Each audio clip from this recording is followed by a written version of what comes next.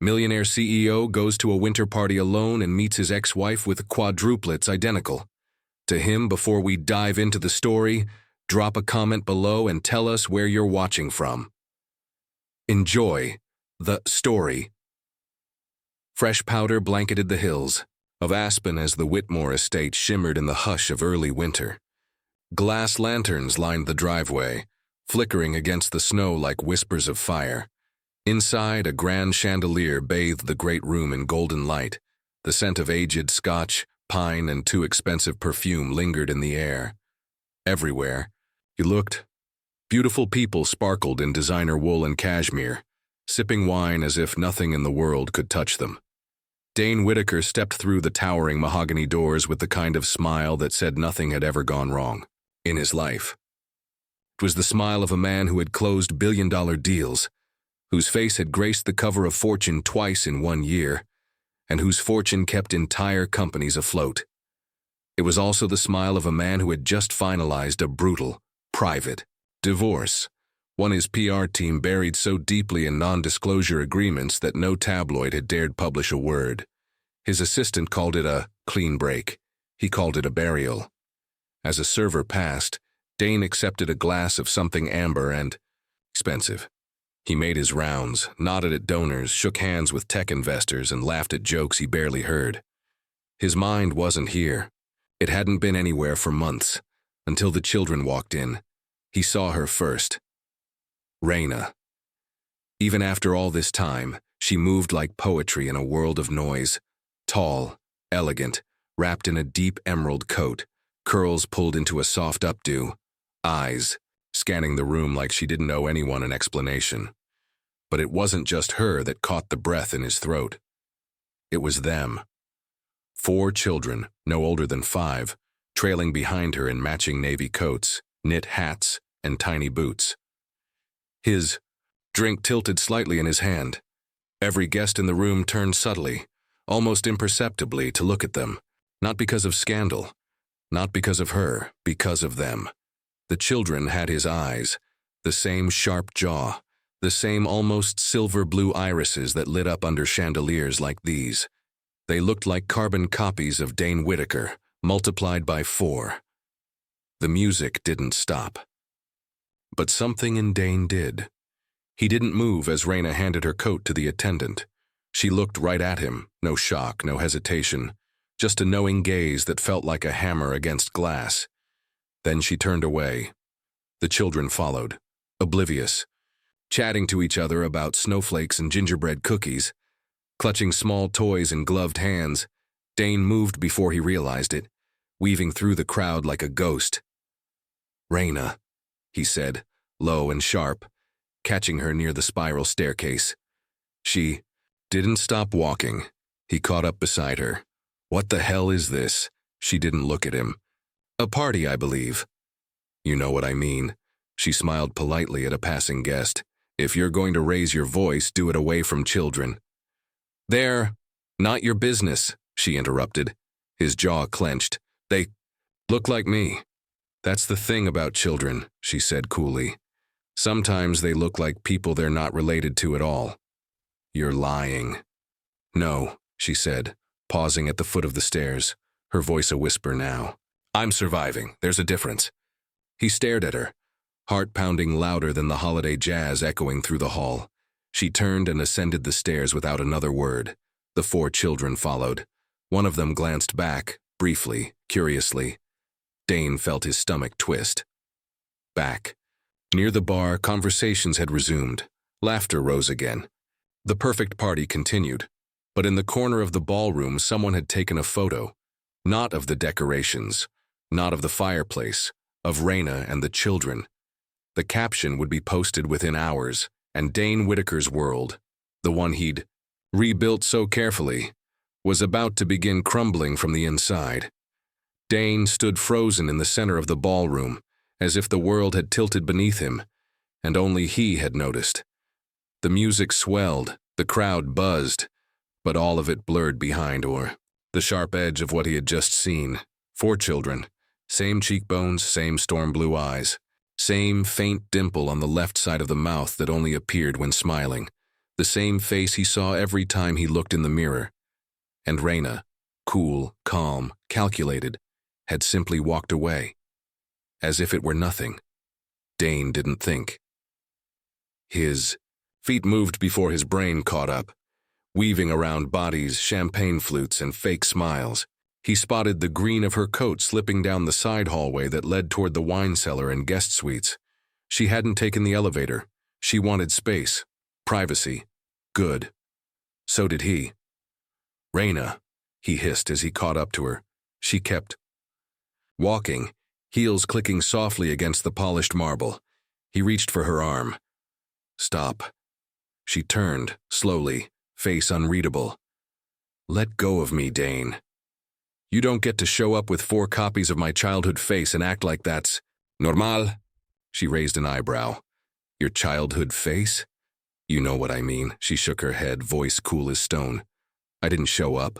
I was invited. Just like you. I didn't parade anything.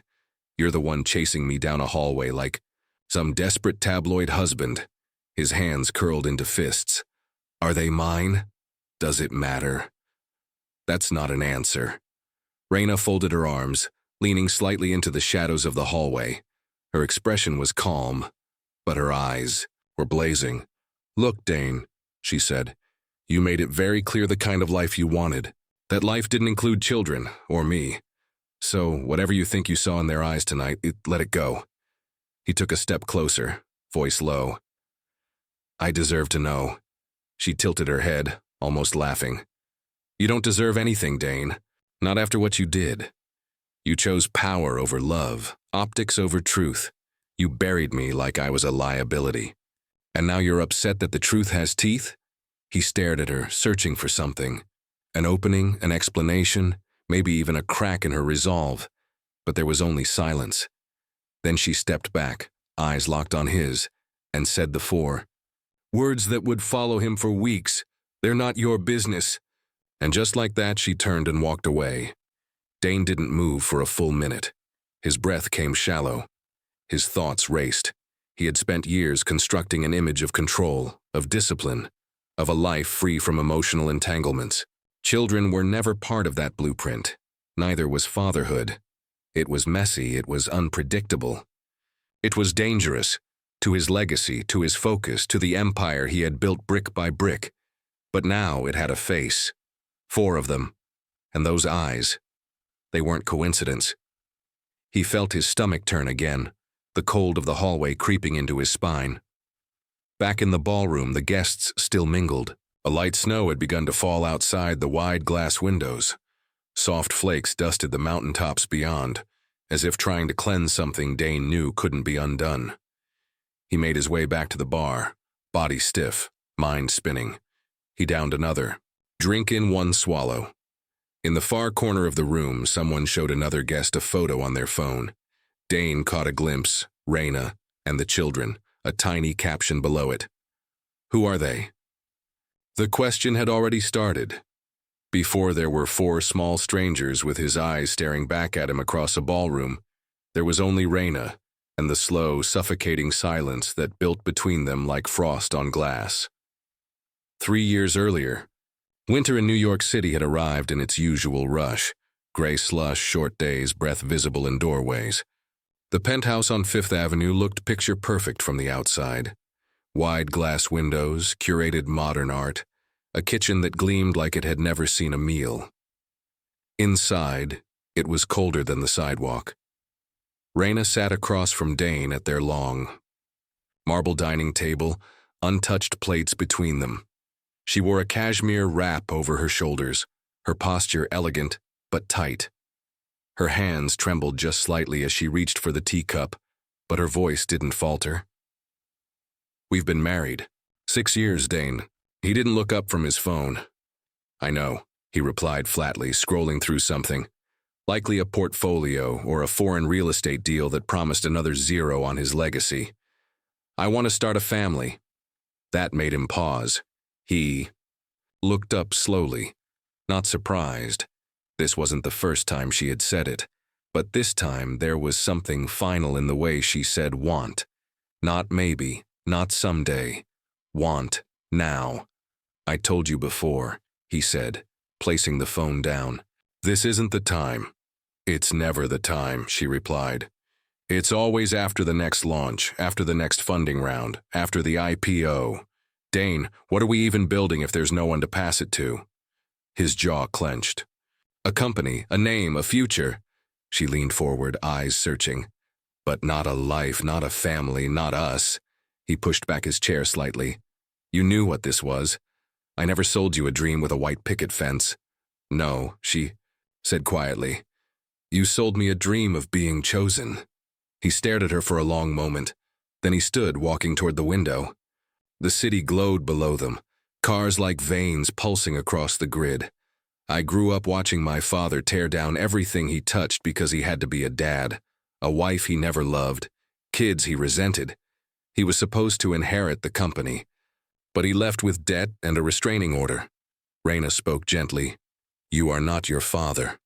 I might be, he snapped. That risk isn't worth it. She swallowed. You think a child would ruin you? Kids ruin men like me. The words sat between them, cold and final. That was the moment it cracked. Whatever thread had held them together began to fray beyond repair. Raina stood, lips tight, eyes wet. Then you don't need to be married to someone like me. He didn't stop her when she walked out that night. He didn't call when she moved out 3 weeks later, and when the divorce papers were finalized, he signed them without ever reading the final page, the one that said she was 6 weeks pregnant. Back in the present, Dane sat alone in the guest lounge of the estate, hands clasped tightly in front of him. The fire cracked softly behind him, untouched brandy on the table beside him. The party continued in the distance, muffled laughter and jazz seeping through the walls like another life entirely. The photo was already circulating online. His assistant had texted, "We need to talk.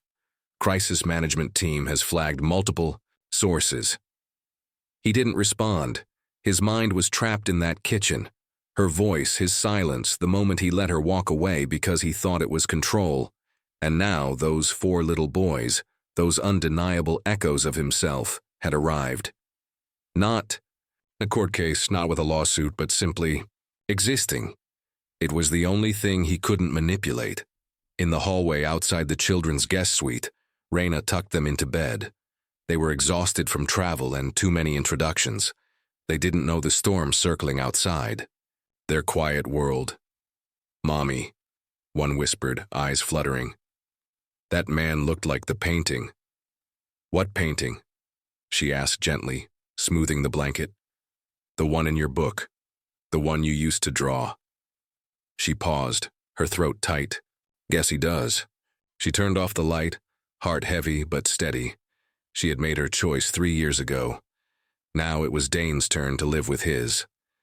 By the time the children had been tucked into bed and Raina had retreated to the upper guest floor, the ballroom had transformed. The energy had shifted, not overtly, not rudely, but like heat rising in a room no one wanted to acknowledge was burning. People whispered behind champagne flutes. Heads tilted subtly toward the back stairs where she had disappeared. The music played on, the violinist unaware that half the room had stopped listening. Dane felt every glance. He stood near the fireplace, surrounded by board members and socialites pretending to discuss Q4 projections. But their eyes betrayed them, each one flicking toward him, away, then back again as if searching his face for confirmation. Was that your ex-wife? One man asked casually, his words coated in faux curiosity. Charming woman. The kids. They look just like you, added another, with a polite laugh that tasted more like bait. Dane didn't answer. He simply stared into the flames, face unreadable. He had never been a man who flinched, but tonight his skin felt thinner. The warmth from the fire didn't reach his bones. Across the room, a woman in a silver dress turned her phone sideways. Pretending to text. She wasn't texting, she was zooming in. At 9:47 p.m., the first image appeared on social media. A grainy but unmistakable snapshot. Raina standing in the entryway of the Whitmore estate, 4 boys standing close beside her. The lighting was soft, but the resemblance to Dane was undeniable. The caption, read, "Who's the mystery woman with the Whitaker quads?" Within minutes it spread. Private group chats, celebrity gossip blogs, Twitter threads dissecting the curve of the boys' chins, the arch of their eyebrows. Am I crazy, or do they all look like Dane Whitaker? Weren't he and Raina divorced ages ago? Those kids are like 5, the math adds up. Is this his secret family? Hashtags formed, memes followed. Whitaker heirs, Quadgate, CEO secrets, and behind it all, the tabloids stirred. Blood. In the water. Upstairs, Dane's phone buzzed again. Assistant. People just picked up the photo. We're trying to suppress it, but it's moving too fast. Call me. He turned the screen over, refusing to look. This was what he had feared most. Not children, not responsibility, but exposure, vulnerability. The reminder that no matter how tightly you guard your life, the truth has a way of leaking through cracks. And tonight the dam was failing. He stepped into the hallway, away from the chatter, the noise. His feet carried him to the grand staircase. He looked up, toward the guest wing, where Raina and the boys were, where the past now lived, breathing under his roof. He gripped the banister. In a quiet corner of the party, someone muttered, "There's going to be fallout." Another replied, "If those are his kids, he's been lying for years." And somewhere, outside, a reporter already had a headline drafted.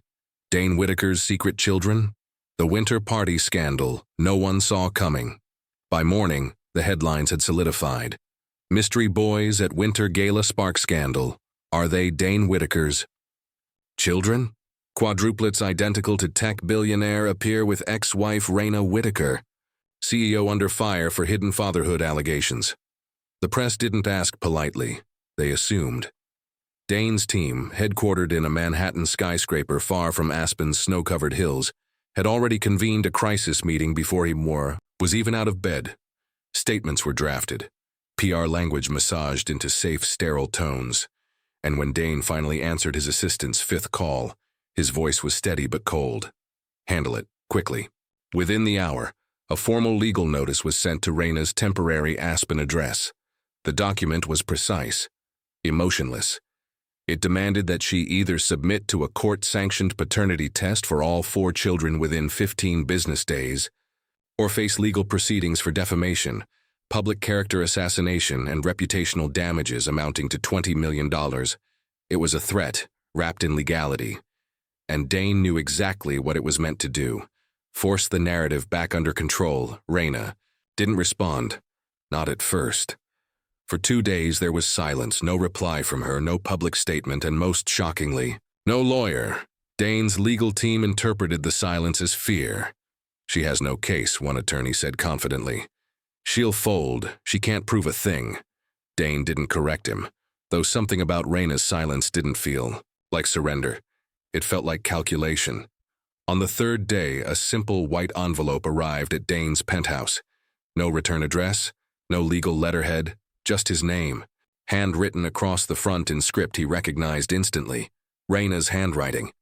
He stood by the floor-to-ceiling windows of his apartment, city lights sprawling below, and opened it with a letter opener shaped like a blade. Inside, one document: birth certificate, name of child, Milo Alexander Whitaker, Mason Elijah Whitaker, Miles Julian Whitaker, Micah Benjamin Whitaker, date of birth, 3 years and 7 months prior. Place of birth, Brooklyn Heights Medical Center. Mother, Raina Elise. Whitaker, father. He stared at the blank space beside the word father. No name, no signature, no claim, nothing. Just 4 boys carrying his last name, unofficially, and no listed paternal connection. His hand tightened around the edge of the page. For a moment, he thought of calling her, of screaming, of demanding answers. But that would require admitting something he wasn't ready to say, not to his lawyers, not to the press, and especially not to himself. He knew, in his bones, in his blood, he knew. Later that evening, Dane placed the document face down on the boardroom table in his office. His senior counsel, Gerald Ashford, picked it up and scanned it. "She didn't list you." "No," Dane replied. "Smart move," Gerald muttered. "No claim, no obligation. That's her way of saying she doesn't want your money, but it's also a dare." A dare? Gerald looked up. She's giving you the out, but if you push, she'll make this about choice, not denial. And public opinion loves a woman scorned, especially a mother who kept her children out of the spotlight. Dane said. Nothing. She's not suing, Gerald added. She's not trying to get anything from you. That should terrify you more than any lawyer. It did. Back in Aspen, Raina sat at a kitchen table in the private guest house watching snow fall outside the window. The boys played in the den, stacking blocks and arguing over dinosaurs. Her lawyer, Adele Jordan, sat across from her, sipping tea. Sending that birth certificate was risky, Adele said. No, Raina answered calmly. Sending lawyers would have made this a war. I don't want war. Adele raised an eyebrow.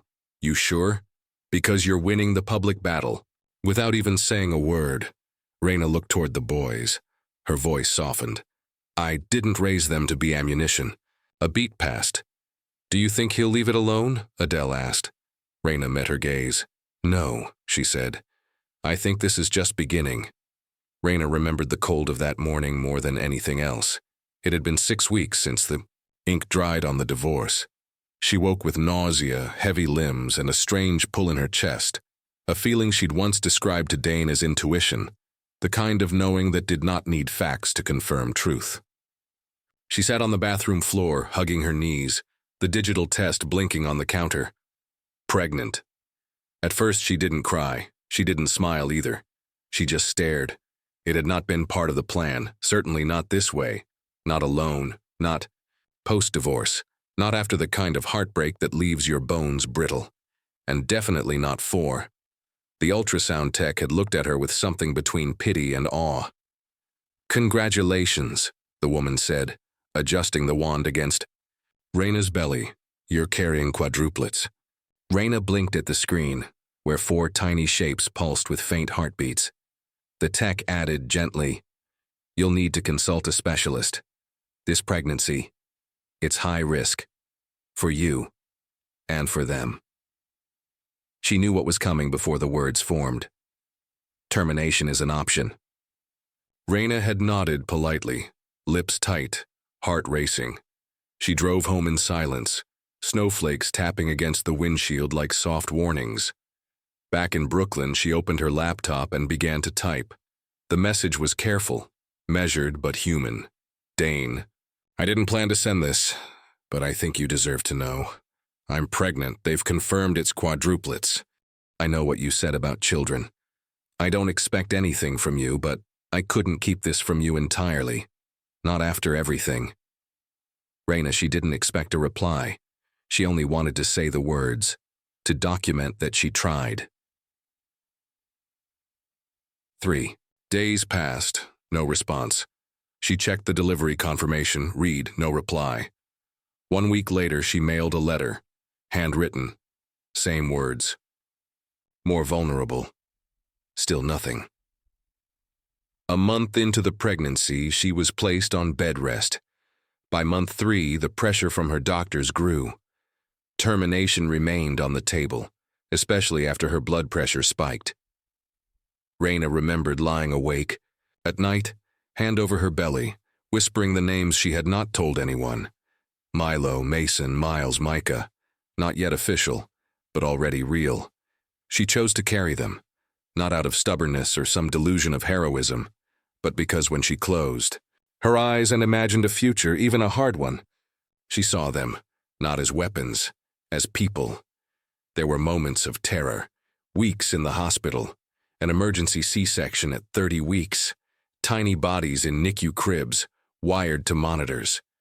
But they lived, they grew, they became loud, opinionated, brilliant, and every bottle, every night terror, every moment of panic when money ran thin and sleep ran out. She stayed. And Dane, he stayed gone, until Aspen. Now, seated in the warmth of the guest house, Raina folded laundry with quiet hands as snow swirled outside the window. The boys had fallen asleep early, exhausted from the travel, from the overload of luxury they didn't fully understand. They asked questions about the party, about the man in the hallway. She didn't answer yet. Adele, her lawyer, stepped in from the kitchen, sipping wine. "You ever wonder if he never read your letter?" Adele asked. Raina didn't look up. "He did." "How do you know?" "Because silence is louder when it's a choice." Adele raised an eyebrow. "You sound sure." "I was married to that man for 6 years," Raina said, folding a tiny hijab sweatshirt. "I know what he does when he's scared. And what's that? He hides behind power." A beat of silence passed between them. Then Adele asked, "Do you want him to be involved now?" Raina paused mid-fold. Her voice was soft. "No. Even if it means millions in support?" "I'm not poor," she said. "And what they need, he doesn't have." Adele sipped her wine again. "Closure?" Raina smiled faintly. "No, presence. The kind that costs something." Across town, in a private hotel suite lit only by the glow of a laptop, Dane opened an old email folder. He scrolled back past contracts and press briefings until he found her name. He clicked the message. He had read it all those years ago and deleted it. Not out of malice, out of fear. He wasn't ready then. He wasn't sure he was ready now. But the world had stopped asking for his permission. Dane sat at his desk in Manhattan, the city skyline stretching wide behind him like a concrete illusion of control. He had returned from Aspen 2 days ago, and the office felt colder than usual, more clinical, more exposed. The media storm hadn't died down. If anything, it had evolved. The whispers had become accusations. Pundits speculated nightly. Investors asked quiet, urgent questions.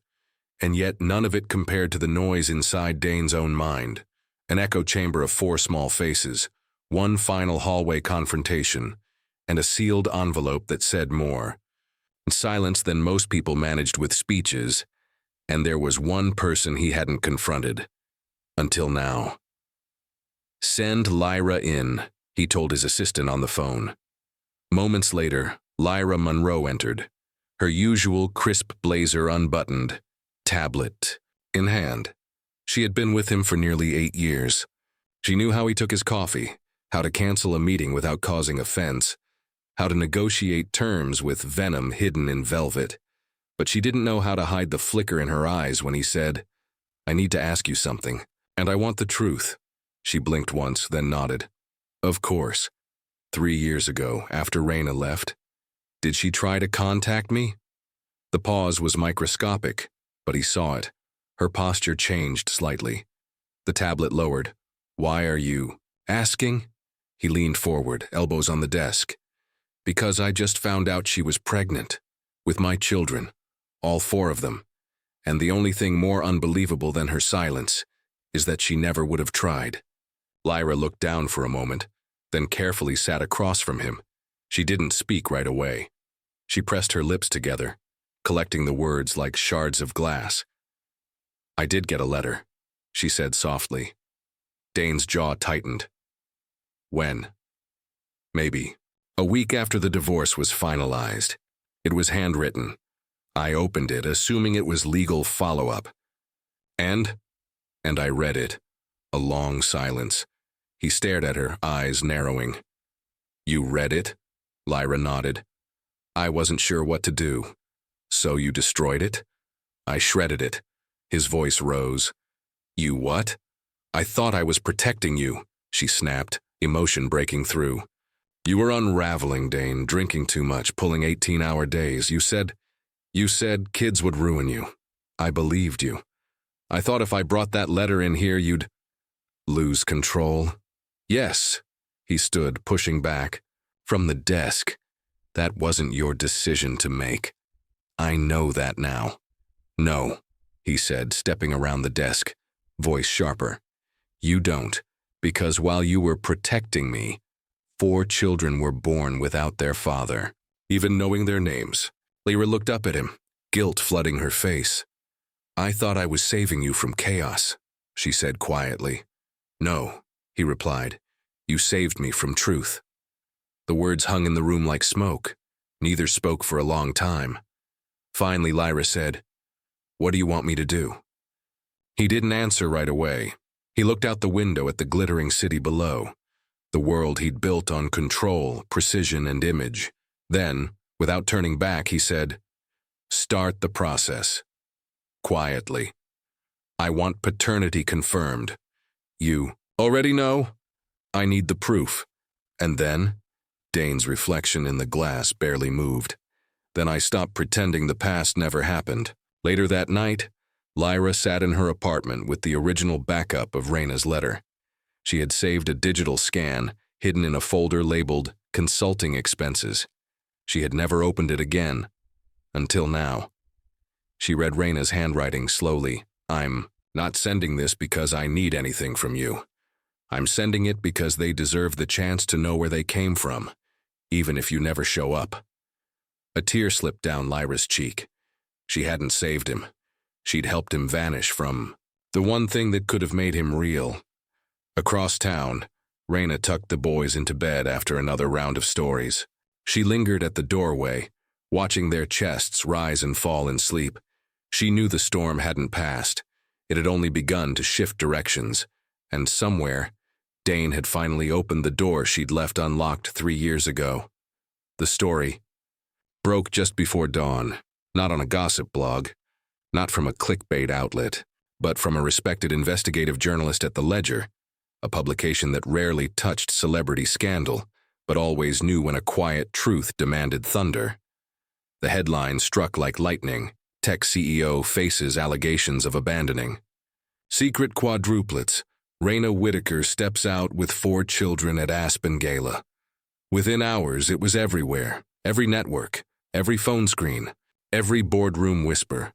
A photo of Raina standing near the fireplace at the winter gala accompanied the story. 4 small boys at her side, all with the unmistakable storm-colored eyes that had become Dane Whitaker's signature feature in tech. Culture memes and brand campaigns. The article pulled no punches. 4 children, estimated age 3.5. No public acknowledgement from Mr. Whitaker. Sources close to Raina confirm her silence was deliberate protection. Birth certificates reviewed, no father listed, but last name matches Whitaker. Requests for comment from the CEO's office went unanswered. At 7:14 a.m., Dane's name began trending on X, formerly Twitter. Whitaker quad scandal. Hidden heirs. Father or fraud by 8:00 a.m. Shares of Whitaker Urban Holdings had dropped 11%. By 9:22 a.m., 2 board members had called emergency meetings. In his penthouse, Dane stood barefoot in a t-shirt, watching the headlines scroll across 3 different TV channels simultaneously. Coffee sat untouched on the table beside him. His phone buzzed nonstop. Lyra's name lit up again. He let it ring. He wasn't ready to spin yet. Wasn't ready to lie. Because for the first time in years, he wasn't sure the truth could be buried. By mid-morning, tabloids had dissected every frame of the children. News anchors debated whether he'd financially supported them behind closed doors. One blogger claimed an unnamed source said Dane had avoided fatherhood to protect his investor image. Speculation became narrative. Narrative became momentum. Dane's empire, which he had built on discretion and precision, was bleeding credibility. And Raina. She still hadn't said a word. In a polished boardroom 25 floors below his penthouse, his team sat in chaos. "We need a press statement. Immediately," snapped one executive. Silence reads as guilt. "We don't even have paternity confirmation," another argued. "That doesn't matter anymore," Lyra said, her voice steady but distant. "Public opinion doesn't wait for lab results." Gerald Ashford, Dane's longtime attorney, tapped his pen. "This is more than PR. If he's the father and he denied it knowingly, that opens him to civil liability. Moral optics aside, we have to prepare for a potential lawsuit." Lyra shifted uncomfortably but said nothing. She knew Dane had known, or at least suspected, and now the world did too. At noon, financial outlets reported further declines in Whitaker stock. Clients quietly began pausing contracts. Shareholders demanded answers. By evening, a new headline hit. Raina Whitaker maintains dignified silence as CEO faces paternity firestorm.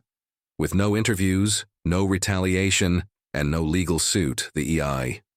Public began to side with her. Her silence sounded like strength. His sounded like fear.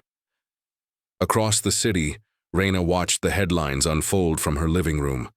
The boys were asleep. The dishes were drying. Her lawyer, Adele, sat beside her holding a glass of red wine. "You sure you don't want to say anything?" Adele asked. Raina shook her head.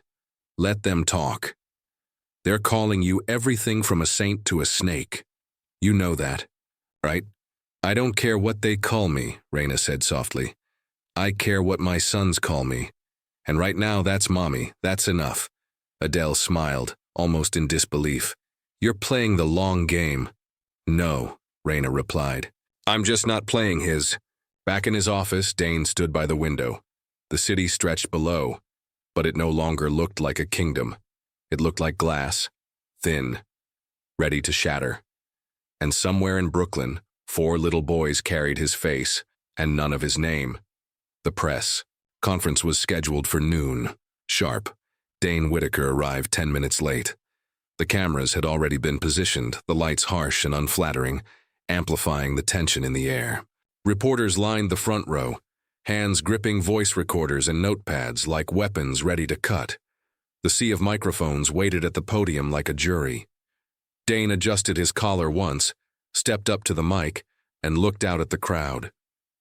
He didn't clear his throat. He didn't smile.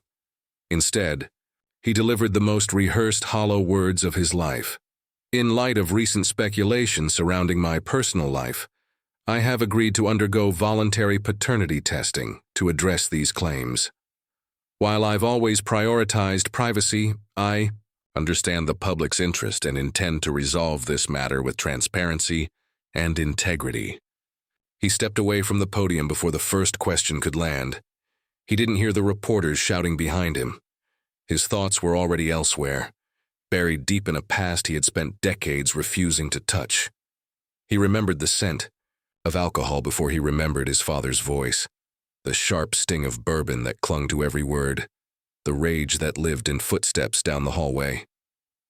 He remembered his mother's silence, how she never intervened, how she folded laundry, while Dane cried behind his bedroom door, the sound never loud enough to provoke a response.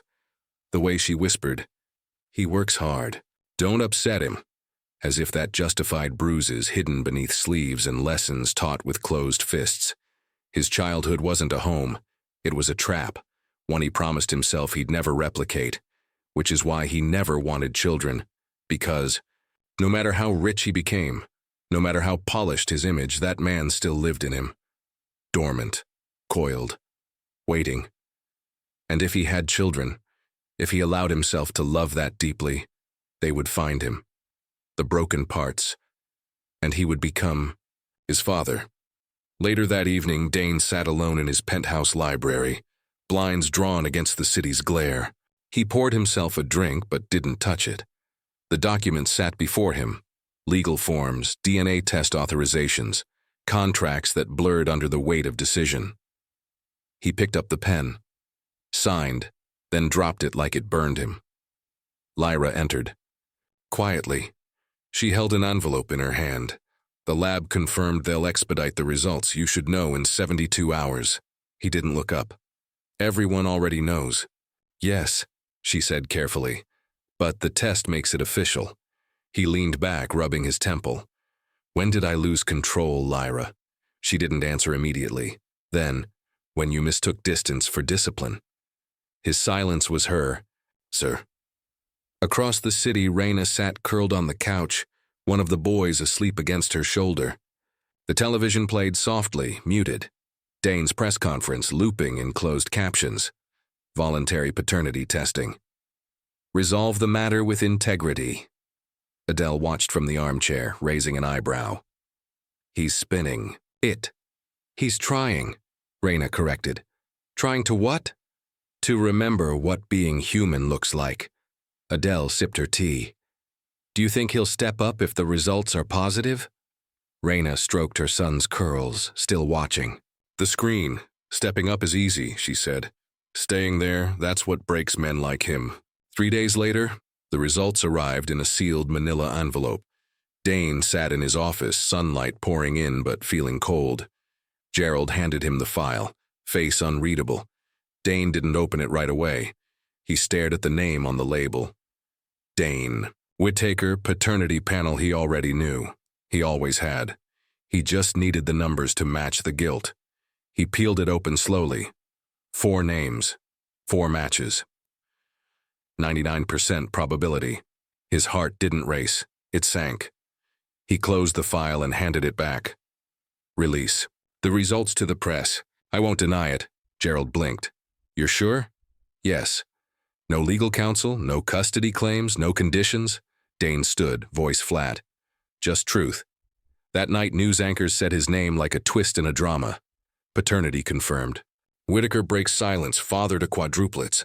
Is this the beginning of redemption? But Dane didn't feel redeemed. He felt like the boy in the bedroom again, listening for footsteps. Only this time they weren't his father's. They were his own. The snow came down harder than usual that morning. Thick, silent sheets of white draping Manhattan in a hush that felt almost merciful. But inside the 32nd floor of Whittaker Global Headquarters, nothing was still. Phones buzzed, legal teams huddled in private calls, PR executives refreshed news feeds like gamblers watching numbers fall. The world had already heard. But no one knew what Dane Whittaker would say. Not yet. Dane sat alone in his glass-walled office, back to the room, hands resting on the paternity file that had arrived less than 24 hours ago. He had not left the building since, had not spoken publicly since the press conference, had not answered Lyra's 3 calls or Gerald's 5 voicemails. He just sat. The city stretched out before him, white rooftops and foggy breath rising. From vents like ghosts of decisions he could no longer outrun. He pressed his thumb slowly along the edge of the envelope. The results were inside, but he had memorized the numbers the moment he read them. Milo Alexander Whittaker, 99.9%. Mason Elijah Whittaker, 99.9%. Miles Julian Whittaker, 99.9%. Micah Benjamin Whittaker, 99.9%. It was definitive. Scientific. Undeniable. Each child a match, genetically, visually, karmically. 4 lives that had existed without his name. 4 truths too loud to ignore. Lyra stood just outside the door, watching him through the glass. She didn't knock. She didn't speak. For the first time in all her years working for him, she knew Dane needed something she couldn't manage, something he'd never learned to ask for. Inside, Dane exhaled and whispered, I didn't ask for this. But the words didn't feel honest, because maybe he hadn't asked. But he had chosen. He had chosen silence. He had chosen control.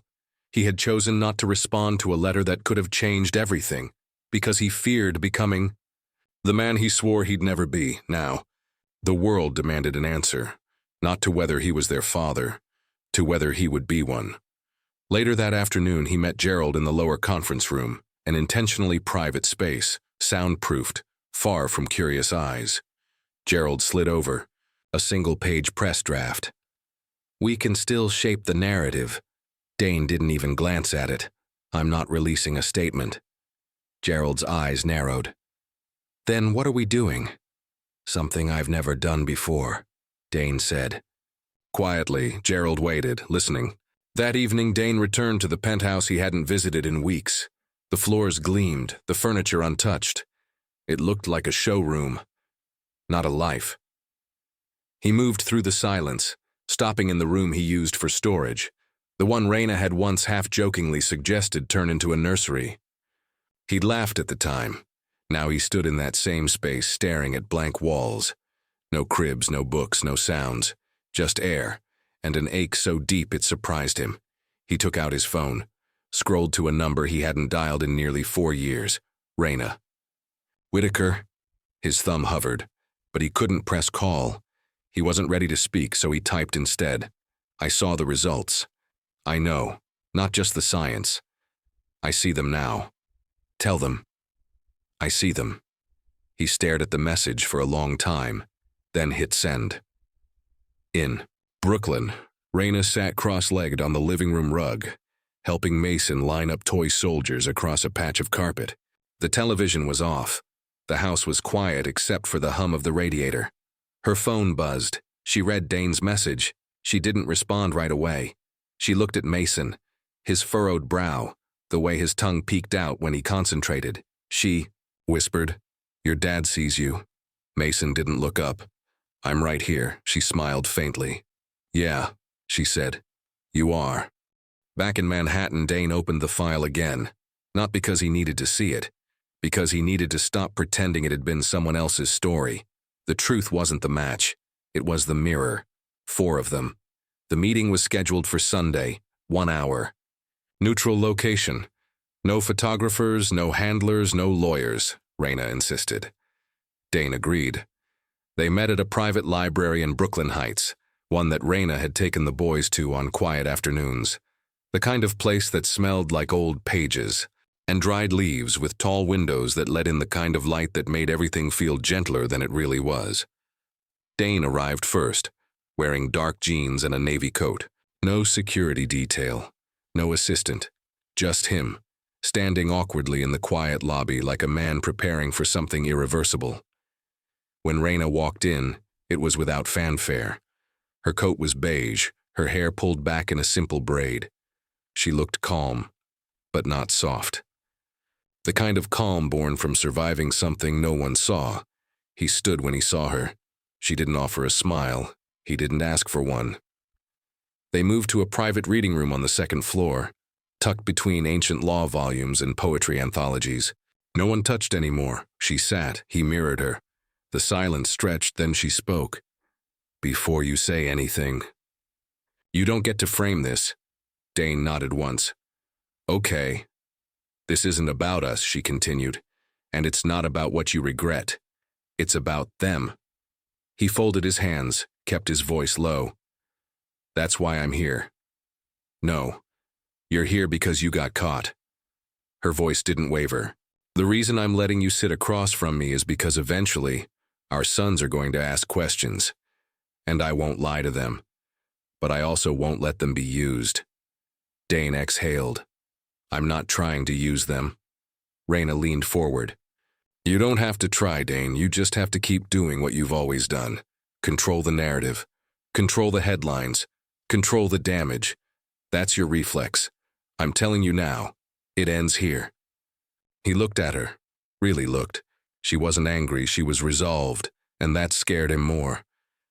"I'm not here to make a claim," he said quietly, "or prove anything. I need to understand what comes next." "What comes next," Raina said, "depends entirely on what you're not going to do." She pulled a small, folded sheet of paper from her bag and slid it across the table. Dane didn't reach for it. She spoke clearly. "These are my terms. No press," she began. "You don't use them to fix your image. No social media, no campaigns, no polished statements that start with 'as a father.' You're not one, not yet." Dane flinched slightly, but said nothing. "No manipulation," she continued. "You don't contact them directly. You don't show up without warning. You don't send gifts trying to buy access." He shifted uncomfortably. "And no sudden claims of fatherhood. If you want to be in their lives, you start from the ground. You earn it. You come to them with open hands, not apologies wrapped in influence." Finally, she leaned back. "These kids have love. They have stability. They have truth. What they don't need is your guilt." Dane looked down, jaw tight. "I'm not here to ruin their world," he said. "I just want a place in it. Then you'll move quietly," she replied. "You'll earn trust and you'll be patient." "I can do that." Raina raised an eyebrow. "Can you?" He nodded once. "I want to try." A long pause followed. Then, softer.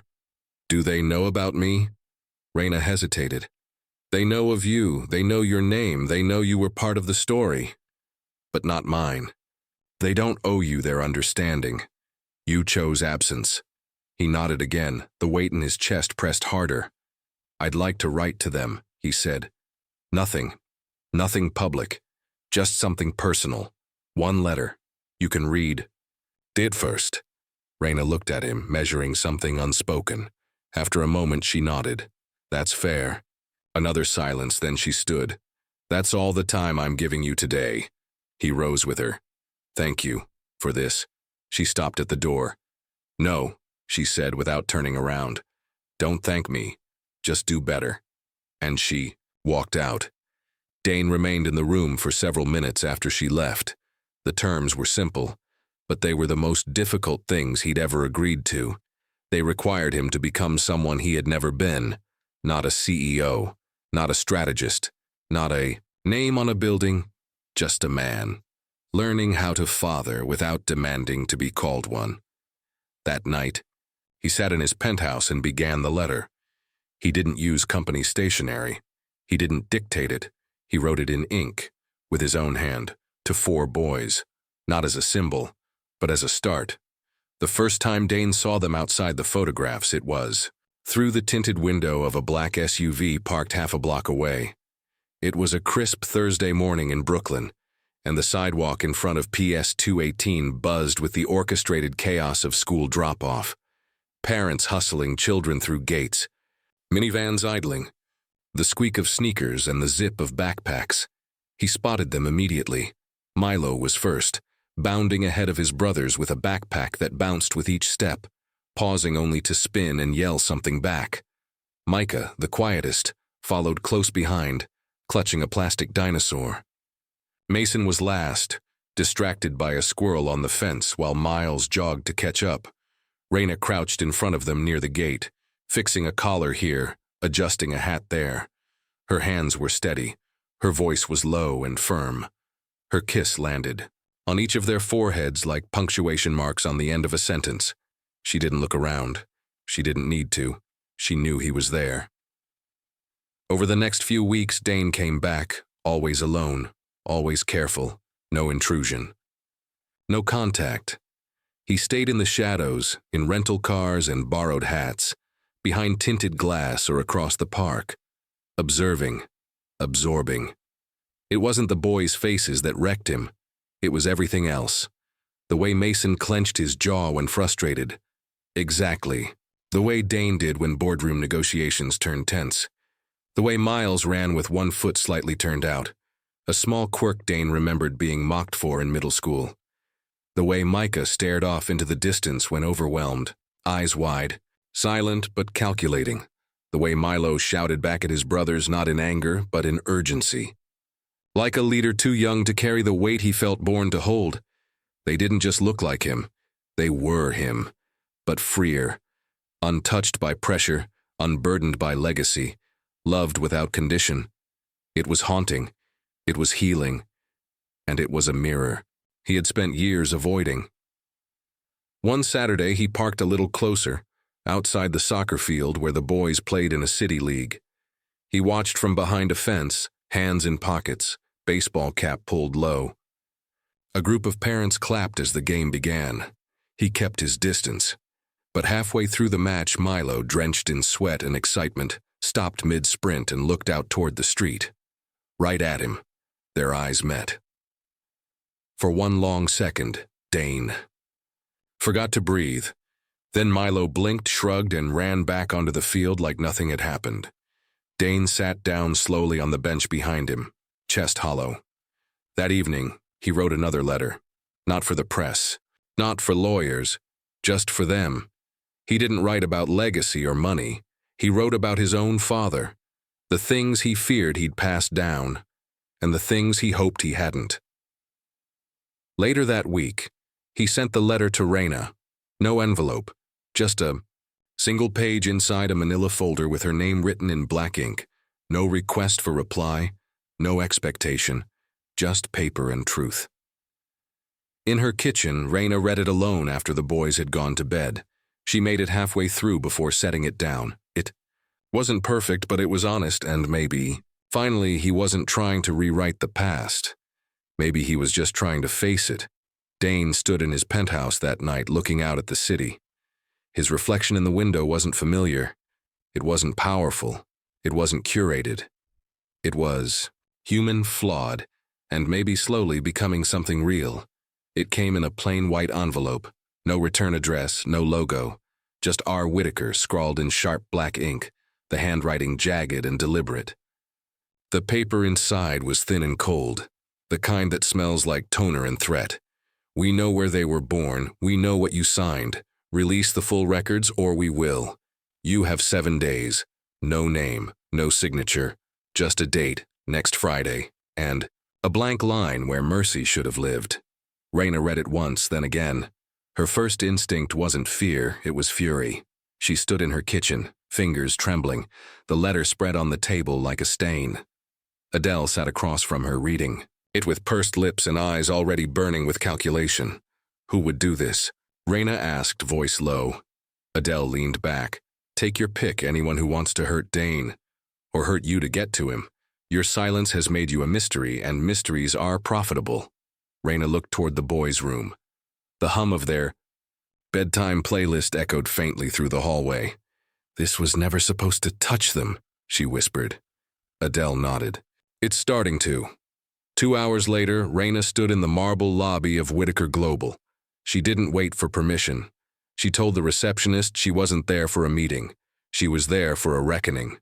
Dane was mid-conference when Lyra knocked once and entered. She's here. He didn't ask who.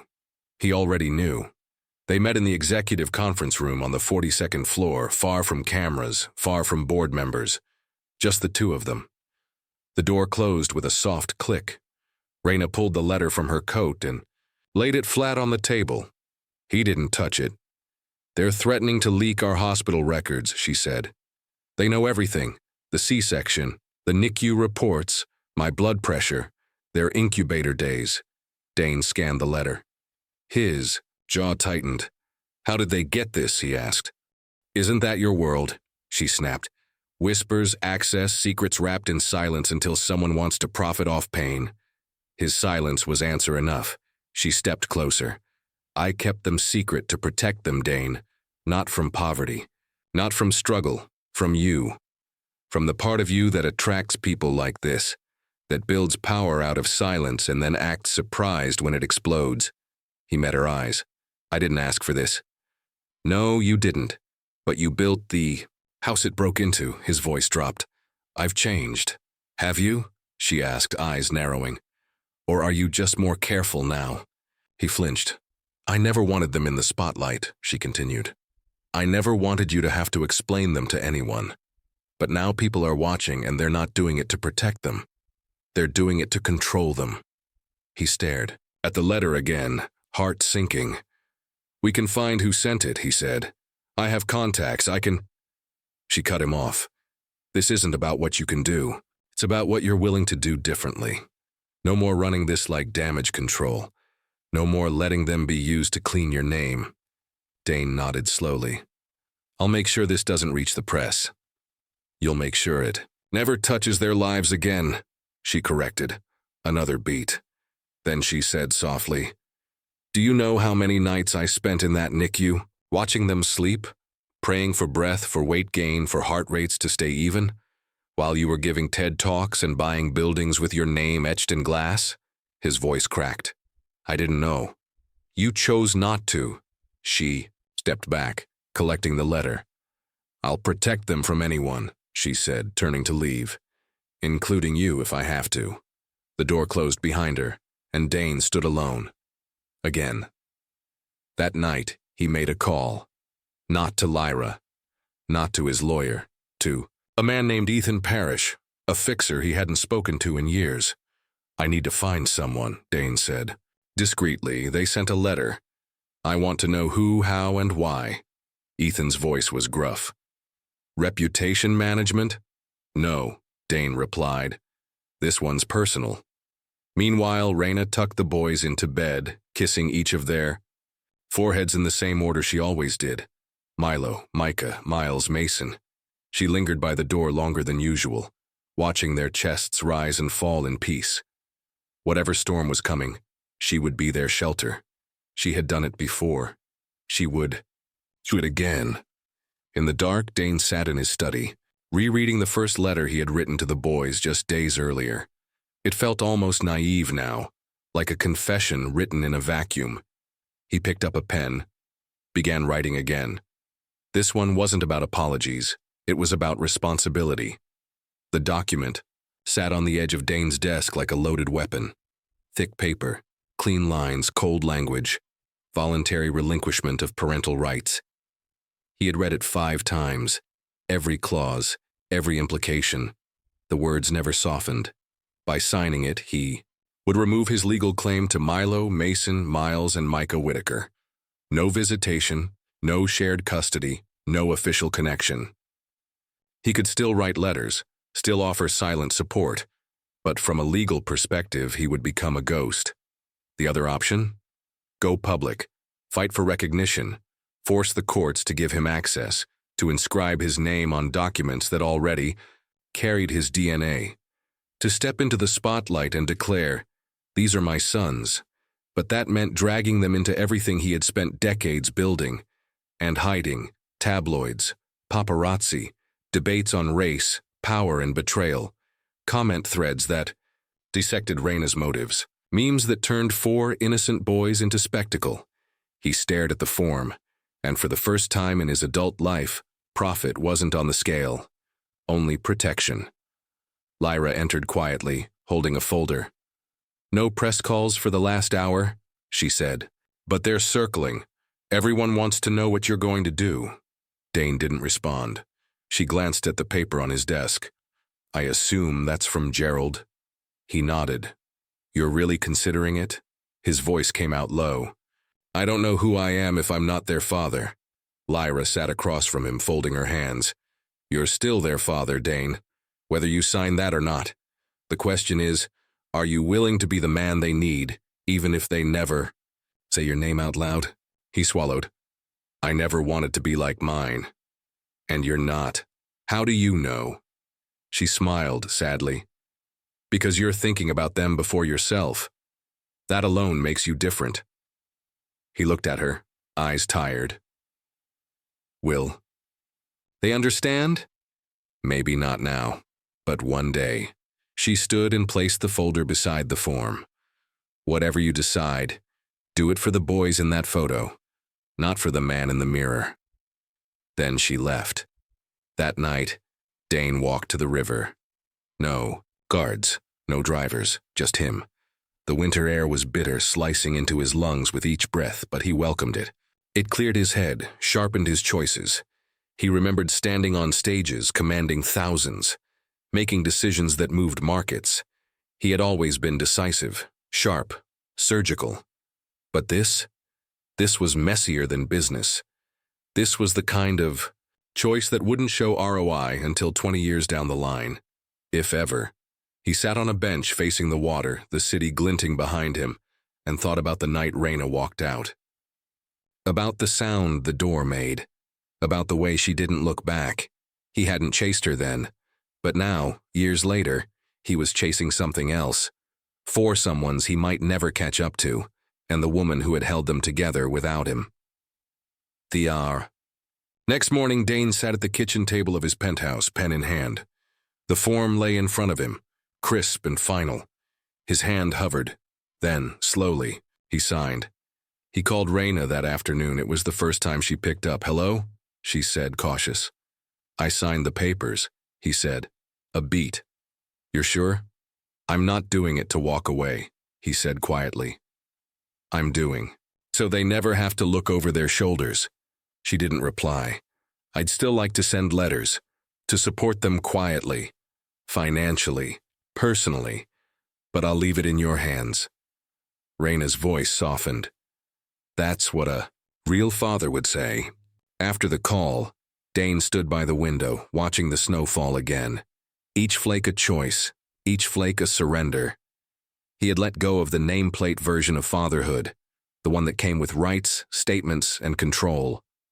What remained was something quieter, harder, but maybe, finally, real. The press release dropped at 9 a.m. on a Wednesday. Short, direct, painlessly worded. Dane Whitaker has chosen not to pursue legal custody of the children in question. He respects the privacy of their mother and intends to maintain all matters privately and with integrity. No names, no DNA mentions, just enough clarity to quiet the headlines, just enough vagueness to leave the rest buried. By noon, the media had pivoted. Some called it noble, others called it strategic, but Raina didn't care what they called it. Neither did Dane, because for the first time he wasn't managing perception. He was managing damage to 4 small boys who had never asked to carry his face or his silence. Behind the scenes, he got to work. He hired a quiet team of financial advisors. Not his usual wolves in suits, but a group of low-profile estate planners with no social media footprints. Every instruction was clear.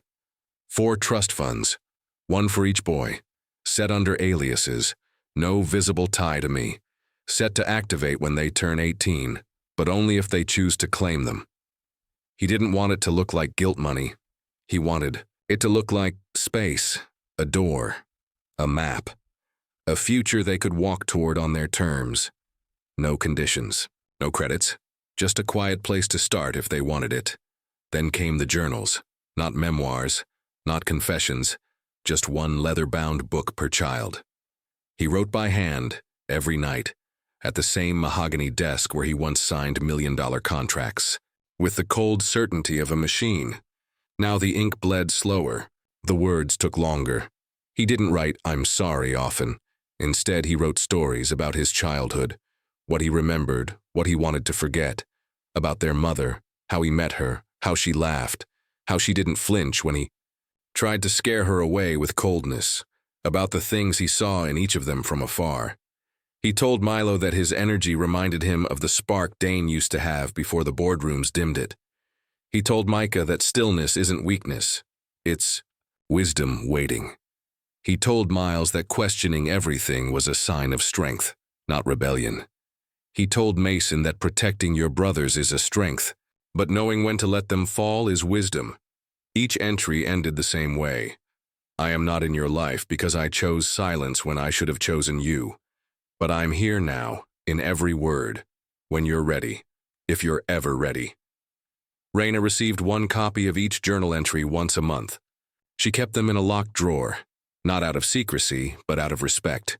She never promised the boys they'd read them, but she never said they wouldn't.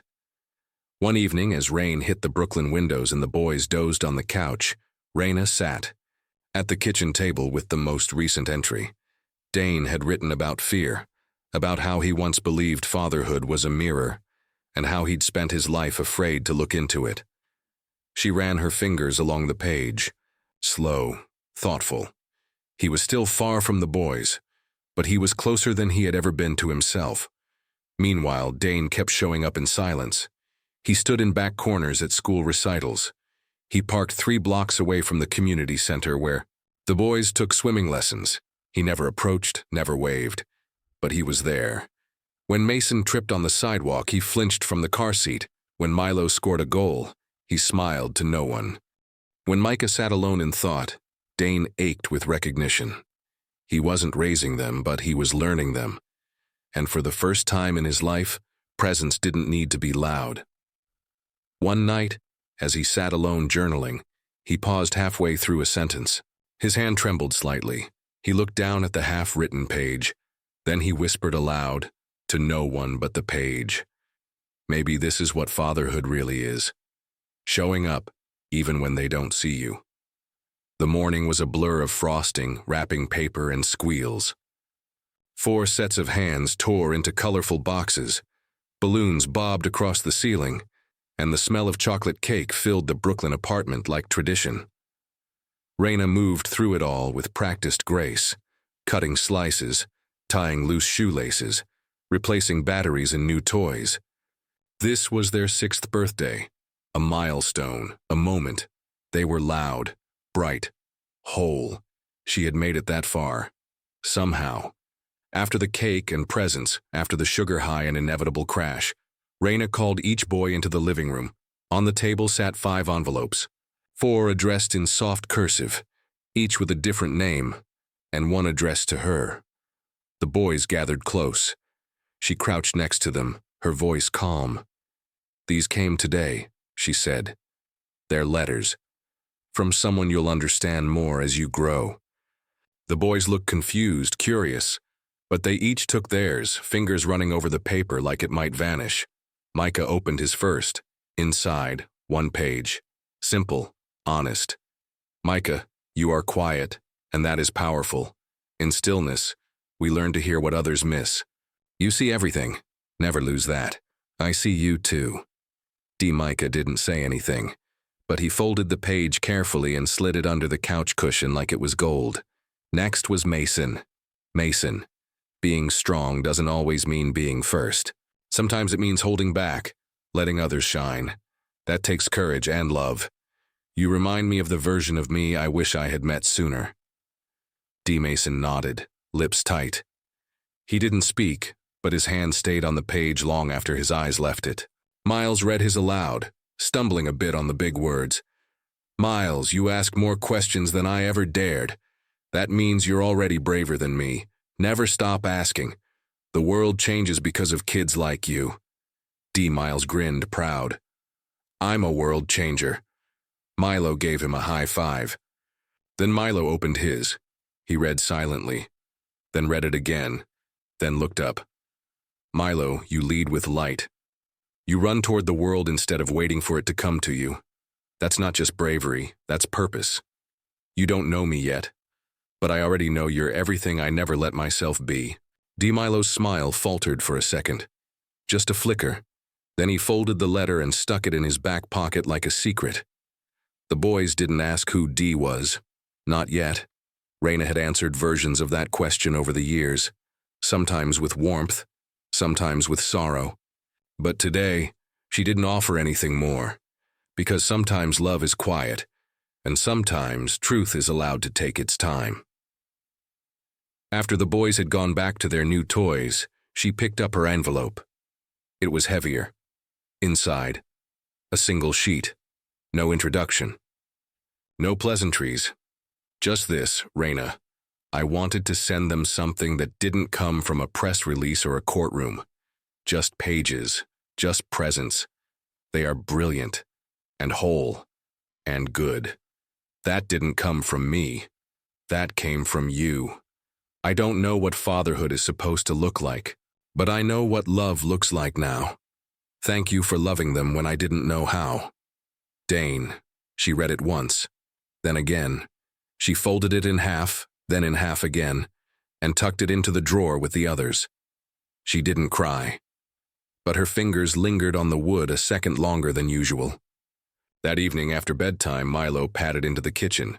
"Mom," she turned, surprised. "You should be asleep." He looked down. "Was that letter from him?" Raina knelt beside him. "Yes," she said softly. Milo didn't ask. "Who is he?" he asked. "Is he coming back?" She thought for a moment, brushing his hair behind his ear. "I don't know," she said. "But he's learning." Milo nodded once, thoughtful beyond his years. "That's okay," he said. "I think I am too." The email arrived on a Tuesday afternoon. Subject, private interview request.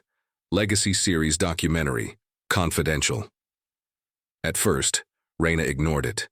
She had turned down interviews before, dozens of them. Journalists, podcasters, producers looking for the next big redemption arc or emotional expose. Some had offered money, some had offered a platform.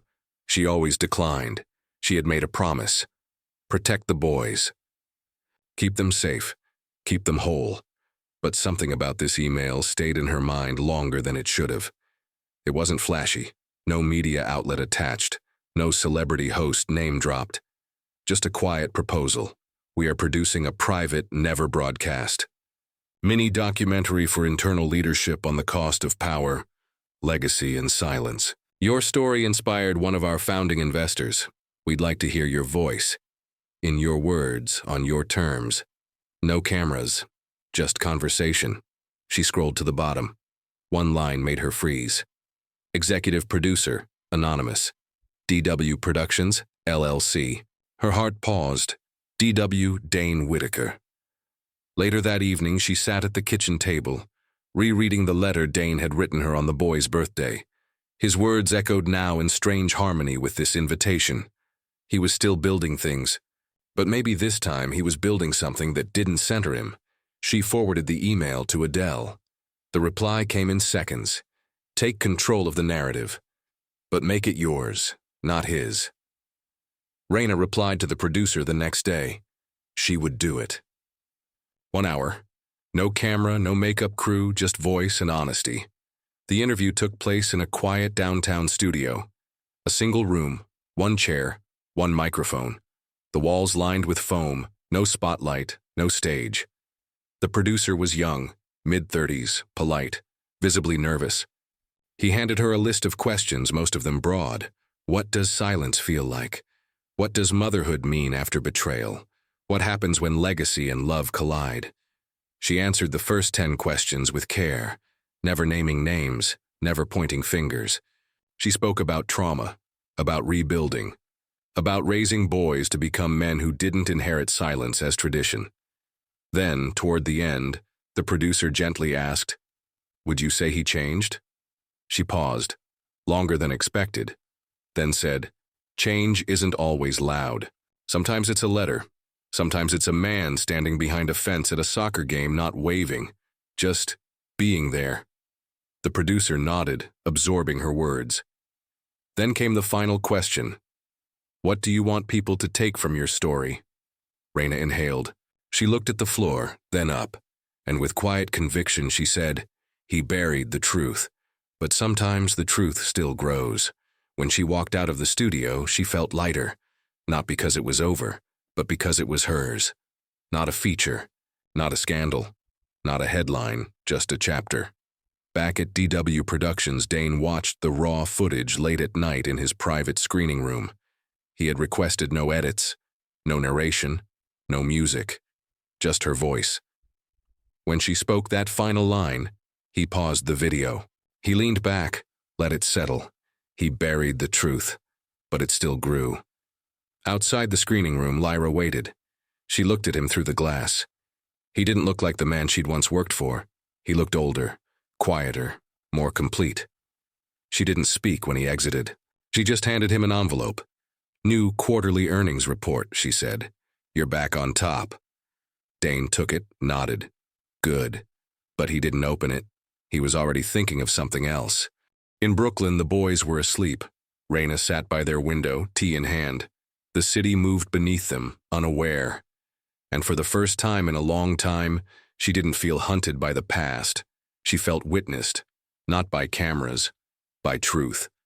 Snow fell in, slow spirals, soft and silent, blanketing the Whitmore estate in the same hush as the year before. Lights glittered from the eaves. The scent of cinnamon, wood smoke, and old money hung in the air. Everything looked the same, but everything was different. The same musicians played near the fireplace. The same wine flowed into the same crystal glasses. But this year, whispers didn't chase Raina through the marble halls. This year she walked in through the front door, invited, and she didn't come alone.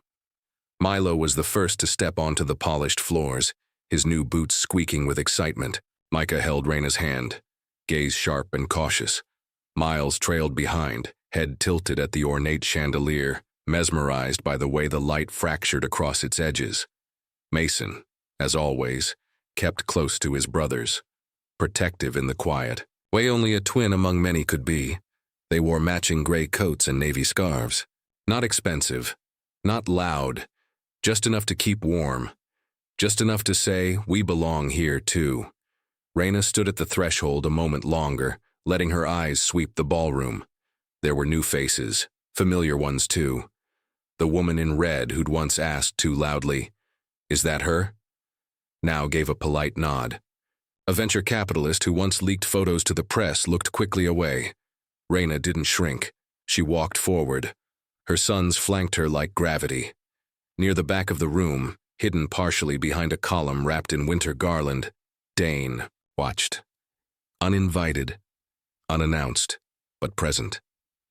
He stood with a glass of water, no suit jacket, no tie. Just a black turtleneck under a charcoal coat, like someone blending into the decor rather than owning the house. He hadn't planned to come, But when the invitation list leaked online and he saw Raina's name attached, something in him pulled forward. He stayed in the shadows. Not because he was ashamed, but because this moment wasn't his. It was theirs. As Raina passed the fireplace, she paused. Just a moment, and she looked toward the back of the room, right where Dane stood. Their eyes met. 1 second, 2. She didn't smile. He didn't raise a hand, but something passed between them. A nod, not grand, not performative. Just a quiet acknowledgement, a peace offering in a glance. The boys didn't see him, or maybe they did, but they didn't run to him, and he didn't call out. Dane was learning, slowly, that sometimes love is presence without pressure, that sometimes the most powerful role a man can play is not center stage. Later in the evening, as laughter bubbled near the dessert table and music echoed down the marble halls, Raina stepped onto the terrace for air. She sipped cider, letting the cold flush her cheeks. Footsteps approached softly behind her. She didn't turn. "I wasn't sure if I should come," Dane said. "I wasn't sure if you would." He paused beside her, watching the snow fall into the dark garden. "They look happy." "They are, a beat. I thought about coming over, saying something, but you didn't." "No," he said, "because this night isn't about me." She turned toward him then, only slightly. "They've started asking more questions," she said. He nodded. "What do you tell them?" "Them truth," she replied. "That you're learning, that love takes time, and that not all fathers look the same." A long silence stretched between them. Then Dane reached into his coat and pulled out 4 small envelopes, each marked with a name, in his handwriting. "Letters," he said. "For them. Not for today, for when they're ready." Raina took them without hesitation. "They'll find their way," she said. "I hope so." She looked at him fully now. "This isn't forgiveness." He met her gaze. "I know. But it's no longer war." He nodded once, and for the first time since the night she walked out, something settled between them. Not closure, but quiet. Inside, Milo and Mason argued over a snowflake cookie. Miles tried to mediate. Micah looked toward the terrace, sensing something he couldn't name, and outside, under falling snow, 2 parents stood side by side, not together, but not apart. The end. If this story moved you, don't forget to like, share, and tell us where you're tuning in from.